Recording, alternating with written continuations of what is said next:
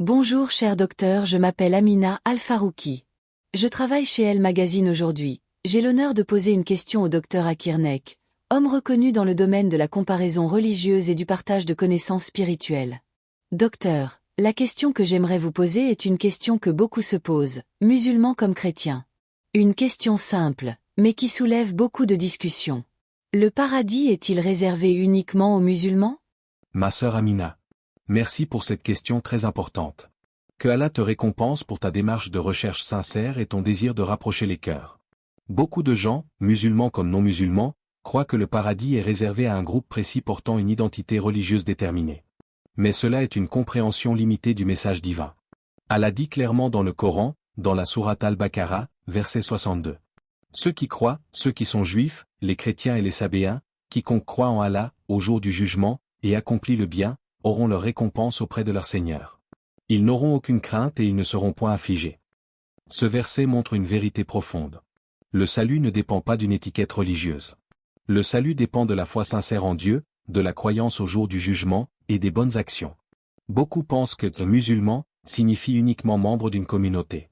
Mais en vérité, en arabe, muslim égale celui qui se soumet à Dieu avec sincérité. Ainsi, toute personne qui reconnaît le Dieu unique et cherche à suivre sa volonté est déjà dans un état de soumission spirituelle, même si elle porte un autre nom. Allah ne regarde pas vos apparences ni vos biens, mais il regarde vos cœurs et vos actes.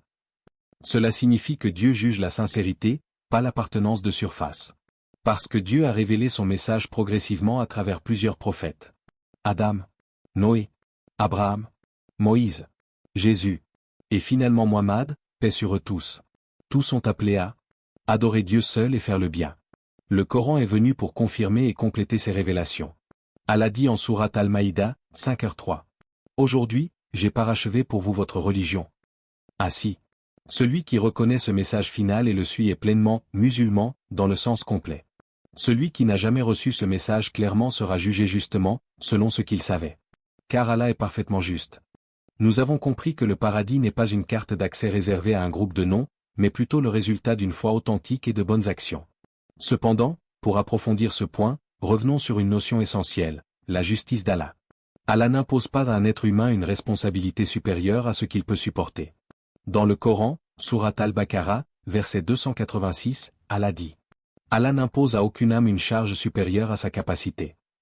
Cela signifie que chacun sera jugé en fonction de ce qu'il a pu connaître, comprendre, recevoir, et de ce qu'il a choisi librement de suivre. Imaginez deux personnes, l'une vit dans une région où l'islam est expliqué clairement, avec respect et pédagogie. L'autre a grandi dans un environnement où l'islam n'a été présenté que sous forme de fausses informations, de peur ou de rejet. Dieu jugerait-il ces deux personnes de la même manière? Non. Car Allah connaît ce que nous ignorons, les circonstances, les intentions, les blessures, les chemins intérieurs. Beaucoup de chrétiens présents ici connaissent cette phrase de Jésus, que la paix soit sur lui. Vous les reconnaîtrez à leurs fruits. Matthieu 7h16.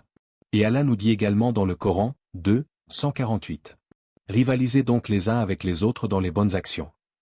Voyez la convergence, ce ne sont pas les titres. Ce ne sont pas les slogans. Ce n'est pas l'identité extérieure qui garantit le salut. Ce sont les fruits, la moralité, la sincérité, l'adoration authentique, et la compassion envers les créatures d'Allah. Cependant, permettez-moi d'ajouter quelque chose d'important. Lorsque le message final, celui du Coran, parvient clairement à une personne, sans manipulation, sans contrainte, sans haine, cette personne a alors la responsabilité de vérifier la vérité. Car Allah dit dans sourate Az-Zumar, 39, 18. Ceux qui écoutent la parole, puis suivent la meilleure d'entre elles, voilà ceux qu'Allah a guidés. Le prophète Muhammad n'est pas venu pour demander aux gens de changer d'identité culturelle. Il est venu pour rappeler la pureté du message d'Abraham, de Moïse et de Jésus, l'adoration du Dieu unique. Ainsi, lorsque nous parlons du paradis, nous devons comprendre deux niveaux. La porte du salut, c'est la croyance en Dieu, le Dieu unique, le Créateur. Le chemin du salut, ce sont les bonnes actions, la justice, la miséricorde, l'humilité. Les deux sont nécessaires. L'un sans l'autre est incomplet. Par exemple, une personne peut croire en Dieu mais être injuste, arrogante, oppressive. Elle a foi mais pas de fruits. D'un autre côté, une personne peut être généreuse, douce, charitable, mais si elle adore autre que Dieu, elle prive son adoration de sa direction véritable. Le chemin de Dieu est l'équilibre entre. Pour cette raison, lorsque nous parlons de musulmans, de chrétiens, de juifs ou d'autres, Nous devons toujours garder à l'esprit que Dieu connaît la vérité intérieure. Nous ne jugeons pas les personnes. Nous ne condamnons personne. Nous expliquons la guidance, nous transmettons le message, et nous laissons le jugement à Allah, le juste, le sage, le très miséricordieux. Je souhaite, avant tout, exprimer ma profonde gratitude. Merci à vous tous, frères et sœurs musulmans, amis chrétiens, d'avoir écouté ce dialogue avec un cœur ouvert. Merci également au cher public présent ici, pour votre respect et votre attention tout au long de cet échange. Et surtout, merci à vous, cher professeur Dr Zakir Naik, d'avoir pris le temps d'écouter ma question, de m'accueillir sans jugement, et d'avoir répondu avec clarté, patience et bienveillance. Vos paroles m'ont aidé à mieux comprendre la profondeur de la miséricorde et de la justice d'Allah. Que Allah vous récompense pour votre pédagogie, votre sincérité et vos efforts dans la transmission de la lumière du savoir. Que Allah te bénisse, cher professeur Dr Zakir Naik. Et qu'Allah te bénisse toi aussi, ma sœur.